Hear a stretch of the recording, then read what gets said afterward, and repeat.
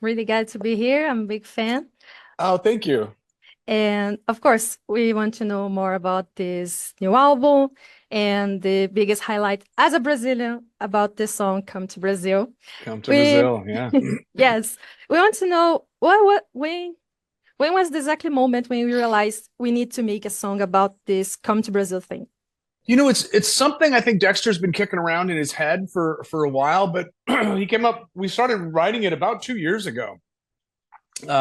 We're in the studio, and normally we start a song with a riff or a melody or a drum beat, but this was one that started with the idea "Come to Brazil," the lyric idea, and then so Dexter's like, "Well, what do we do?" He's like, "Well, the Brilliants love it. They're heavy rock metal stuff." So we started with that. Then we did the sing along chorus, and then we had to throw the ole ole ole's at the end. And he worked really hard on the lyrics for that. We've got some Brazilian friends and fans, and he was going back and forth with them, making sure that the lyrics were respectful and made sense. He does sing some Portuguese, which is not it's not our language really. So It's not a easy language, right? yeah, it's different. It's different. Yeah, very different. Yeah. You said it was written about 2 years. Wrote it about How's 2 years ago. Yeah, how's it but we feel? didn't. We worked on it for a long time. I don't think I did the solo until I think it's been less than a year since I did the solo. That was one of the last things that we did on that. But the song structure was pretty much there by then. I think he was probably polishing the lyrics and getting the vocals done, and then we went in. We messed around with that guitar solo. That was a lot of fun too. And about the rest of the album in general, what were the main inspirations? Oh gosh, a little bit of everything. Some of what we see happening in the world, like the first song, "Looking Out for Number One," is you see a lot of people that are just kind of out for themselves.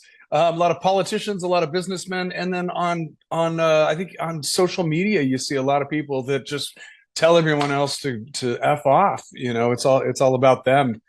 Influencers just posing, and it's all about them. Um, Truth and fiction is all about the kind of living in a kind of post fact world, where if you want to believe anything, you can find that on the internet. If you want to believe space squirrels are responsible for the election results, you can find that somewhere online. I coined that, by the way, space squirrels stealing the election.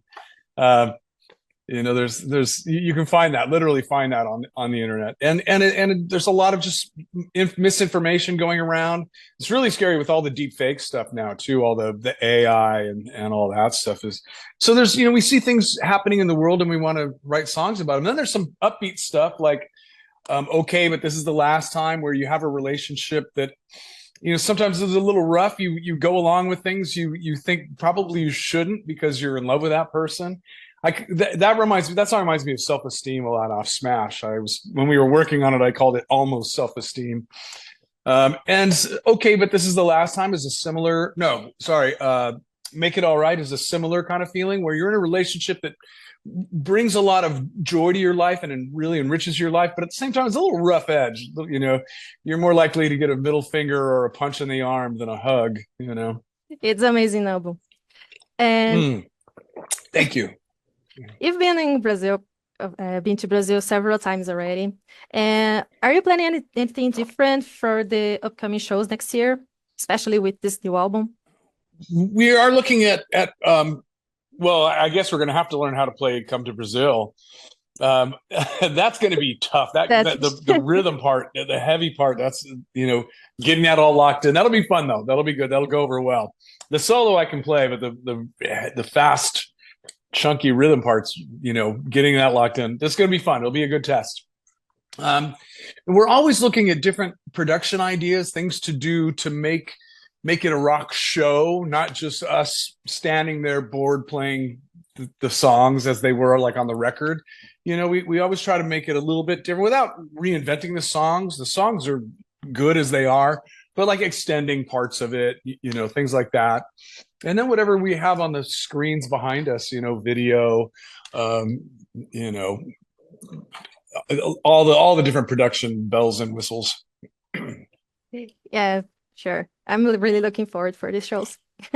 We're looking forward to coming down. I mean, the Brazilian audiences are just, well, you guys are crazy. You guys are absolutely crazy. So some of the best audiences you could ever want to play to, for sure. That's amazing. And next year, you're playing, of course, in a festival focused on punk rock, a genre that the band has stayed true to so many years. How do you see the importance of this punk rock music nowadays? I think there's been a kind of a resurgence. I'm assuming you're talking about the When We Were Young festival. We're doing a few of them, actually. We're playing Punk in the Park in like next weekend in San Diego with a bunch of punk bands. But When We Were Young festival is huge. They just did it this year in Vegas. We played it last year, and we're going to play it again next fall, next October. And all the bands are doing really well. I think there's a renewed interest in all the stuff from the late 90s, early 2000s. It's great to see all the bands we've been playing with for like 30 years now still at it and still doing well.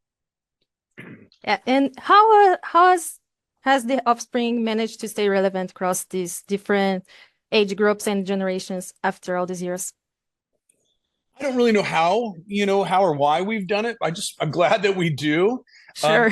Yeah. I mean, the audience, the age of the front row of an Offspring concert has never changed. It's always young people. It's always been young people. Now we see some of the parents mixed in with them. You see parents and their children coming, and I think that's kind of cool too, because back when we first started, the kids loved us, but their parents hated us in the 90s. So it's nice to see, the generations kind of bonding over that. I think that's pretty cool. Sure. And do you remember the first time you were here in Brazil? Do you have any memorable moments? Yeah, blown away. Sao Paulo, just what a huge city, and then Rio, of course, just beautiful part of the world, just the countryside, so beautiful people, great food, yeah, caipirinhas. Yeah, it's a really good country. Yeah. And for our last question, our website's called Tracklist. If you had to create a fictional album with 3 or more, could be more, tracks from the Offspring to ensure people keep listening to your music 100 years from now. Oh gosh. Which one will be and why? I definitely want to put in You're Gonna Go Far, Kid. That song just got over 1 billion streams on Spotify, so it's reaching people, and I think it's a pretty good. It gives the fans a pretty good idea of what we sound like and what our music is. There's fast parts, slow parts. That's a little bit more straightforward rock one than punk one. But so I'll do that one. How about okay, but this is the last time, to give the more poppy side of what we do. And then I think Bad Habit off of Smash, to just kind of show the punk, the punk stuff that we do that, we've always loved. It got us started playing music in the first place. Good. Nice choices. Thank you so much for your time. Hope you have a good time here in Brazil next year. We're so looking forward to it. We really are. We always have a blast in Brazil. Want to send a message for Brazilian fans? Just thank you for always being there and inspiring us to write songs. Literally. Yeah, we some of the best audiences to play to in the world in Brazil, and we've been very fortunate to be able to come down there for almost 30 years now and keep playing, and we can't wait to get back.